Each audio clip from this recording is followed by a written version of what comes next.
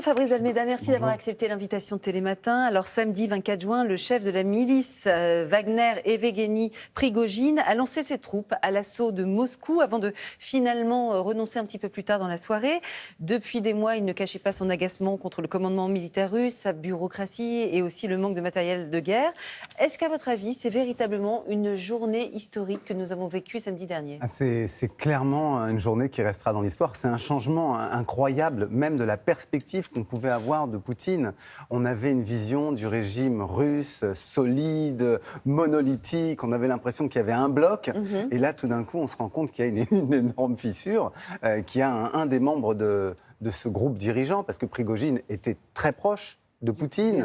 Vous savez qu'on l'appelait son cuisinier en rigolant parce qu'il avait les commandes de traiteur du Kremlin et qu'il le connaissait depuis longtemps. Il a monté en totale entente avec le gouvernement russe, avec Poutine, sa milice, Wagner, qui intervient en fait à l'étranger, mais à la demande du gouvernement russe. Donc c'est vraiment quelqu'un du cœur de ce pouvoir qui tout d'un coup se soulève. Donc oui, ça restera comme les grandes journées historiques qu'on se raconte. Ça sera enseigné le samedi 24 juin, sans doute. Alors dans son discours samedi matin, Vladimir Poutine a fermement condamné cette rébellion.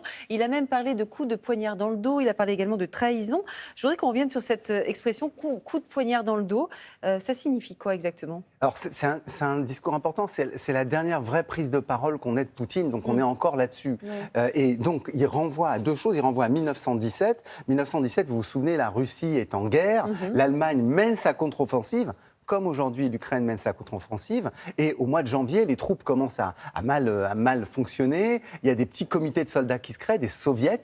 Et ça va donner la fameuse révolution soviétique de 1917, de février, ensuite le coup d'État en octobre. Le coup de poignard dans le dos, c'est une expression encore plus spécifique parce que ça fait allusion en fait à la défaite allemande en 1918 à cause de la révolution, en quelque sorte populaire, qu'il y a en Allemagne. Donc, les anciens combattants allemands vont parler de coups de poignard dans le dos, c'est-à-dire le peuple, en gros, a trahi l'armée. Et ceux qui vont en parler notamment, ce sont les nazis. Et si j'insiste là-dessus, c'est parce que Poutine a passé son temps à dire qu'il allait en Ukraine pour combattre les nazis. Et lui-même reprend une expression spécifique des nazis. Donc, c'est assez curieux comme Et la comme notion démarche. de trahison, qu'est-ce qu'on en pense ? Alors, trahison, c'est l'idée. Ça veut dire qu'il pense que Prigojine fait comme les soviets des années 1917-1918 et qu'il trahit qui ? Qu'il trahit lui, le tsar. Parce que c'était ça l'idée. C'est qu'en 1917, c'est le début de la révolution, donc c'est contre le tsar. Donc Poutine s'est mis presque inconsciemment dans la peau du tsar. Incroyable. Et cette journée historique, est-ce qu'elle a mis en évidence la faiblesse et la fragilité de la Russie, comme l'affirme le président Zelensky ? Vous êtes d'accord avec lui ? En tout cas, ça montre que c'est pas ce qu'on croyait. C'est-à-dire qu'on était persuadé d'avoir un bloc monolithique, c'est pas le cas.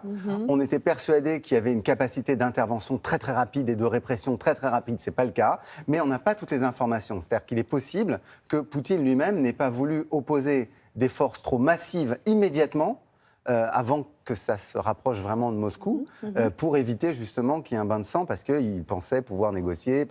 En fait, je pense que Prigojine a été surpris lui-même de la vitesse à laquelle son groupe progressait. Voilà, parce qu'il avait. Faut pas oublier qu'il a des stratèges lui-même. Il a un stratège qui s'appelle Dimitri Oudkine, et qui était celui qui était apparemment à la tête de cette colonne de 25 000 hommes, et que ce sont des gens qui ont une grosse expérience tactique. Et donc, je pense que ça s'est passé beaucoup mieux que ce qu'ils attendaient. Ça s'est accéléré, ils n'ont pas maîtrisé l'opération. Ils pensaient pouvoir être arrêtés à un moment donné, un peu plus, tergiversés. En fait, non. Voilà, et est-ce que ça veut dire qu'on pourrait peut-être un jour tendre vers la fin du règne tout-puissant de Vladimir Poutine ? Ça veut dire qu'il n'est pas si indétrônable que ça ?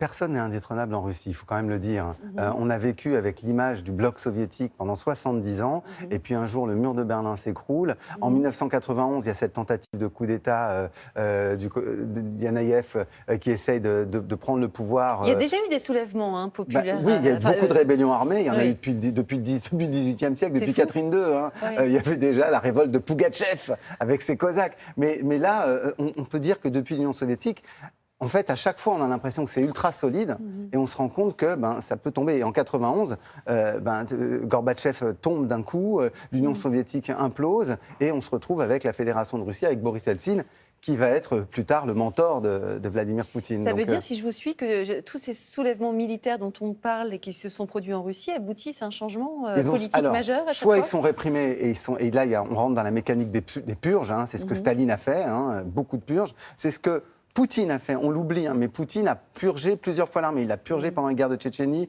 il l'a purgé encore en 2012 au moment où il y avait le conflit syrien, il l'a repurgé en 2022 parce qu'il veut avoir à la tête des gens qui lui soient le plus fidèles possible. Et là, on se rend compte que tout d'un coup, cette fidélité peut voler en éclats. Et c'est ça qui montre en fait la fragilité du régime et que sans doute, à un moment donné, oui, ça peut tomber et ça peut se casser. Donc il va purger Poutine. Je pense que là, il risque d'y avoir oui, une reprise en main assez sévère. Oui. Alors qu'en est-il, à votre avis, de l'opinion publique russe?